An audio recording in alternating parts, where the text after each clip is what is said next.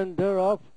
Early lead is taken by strike force from the outside. Love Kuto moving up on the inside. On the farther outside, moving up is Andorra. It's Love Kuto in the lead, followed by Andorra on the outside. Charge forward, running in third by 2.5 lengths, Abund's Treasure and Strike Force.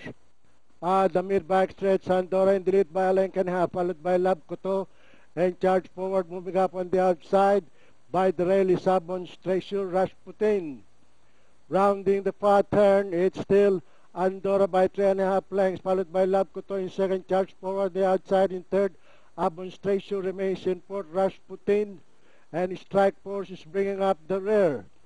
The last bend for home, it is still Andorra by 3.5 lengths. It's still Andorra, Love Kuto, charge forward, moving up on the outside. Abund's Treasure moving up on the inside, Rasputin. The top of the stretch, it is still Andorra, the favorite in the lead.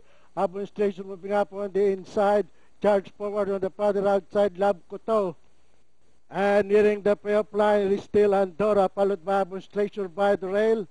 And finally, it's a cinch for Andorra. Abund's Treasure, charge forward.